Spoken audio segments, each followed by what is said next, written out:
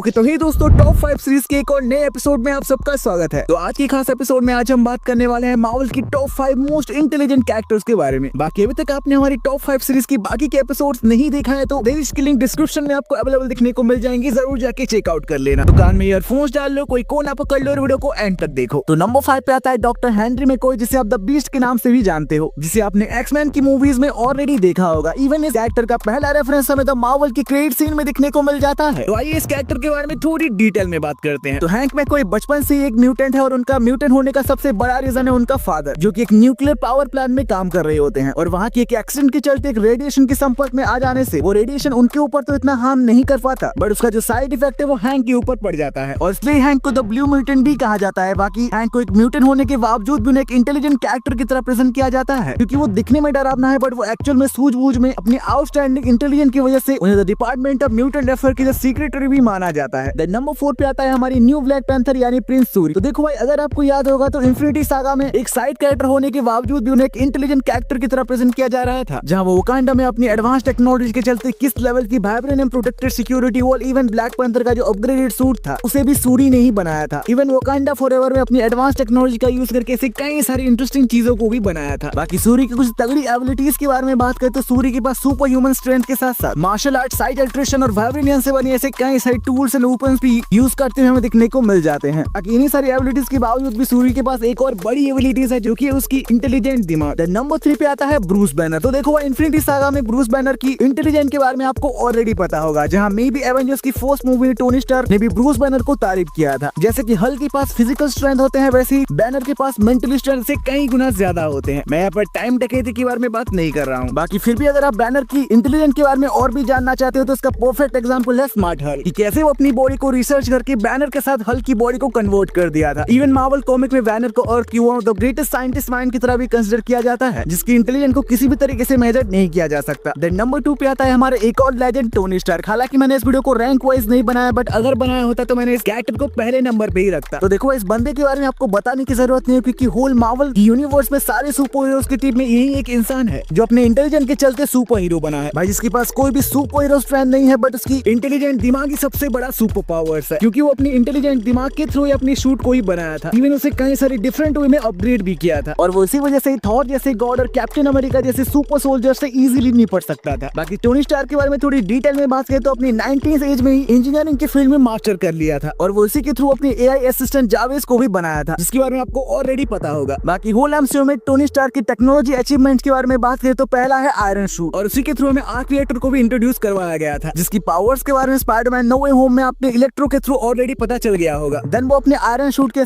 कई सारे awesome upgrade के बाद लास्ट में एक बड़ी तगड़ी मशीन को बनाया था, जो कि है टाइम ट्रेवल मशीन, जिसे आपने एंड गेम में ऑलरेडी देखा होगा। देखो भाई, फाइनली नंबर 1 पे आता है रीड रिचर्ड। तो होल एमसीयू में रीड रिचर्ड को टोनी स्टार्क से कहीं गुना ज्यादा इंटेलिजेंट माना गया है। तो रीड रिचर्ड के बारे में थोड़ी डिटेल में बात करें तो रीड रिचर्ड को फैंटास्टिक फोर की एक मेंबर की लीडर की तरह माना गया है, जिसके पास स्ट्रेचिंग जैसे कई सारे इंटरेस्टिंग पावर्स मौजूद है, बट उसके बावजूद भी उसके पास सबसे बड़ी पावर्स है उसकी इंटेलिजेंट दिमाग, जिसके पास मैकेनिकल, एरोस्पेस और कई सारी टाइप्स की physics and human and alien biology की मास्टरी भी है। और इसी वजह से आपको फैंटास्टिक फोर से रिलेटेड ऐसे कई सारे इन्वेंशन आपको दिखने को मिल जाते हैं, जिसका प्रॉपर रेफरेंसेस आपको उसके अपकमिंग मूवी फैंटास्टिक फोर में दिखने को मिल जाएगा। तो ये थी मार्वल की टॉप 5 मोस्ट इंटेलिजेंट कैरेक्टर। तो इनमें से आपको कौन सा ज्यादा पसंद है हमें कमेंट बॉक्स में जरूर बताएं। तो ये थी आज की वीडियो। अगर पसंद आए तो वीडियो जरूर लाइक, शेयर, सब्सक्राइब करें। मिलेंगे कुछ वीडियो के साथ में, अभी के लिए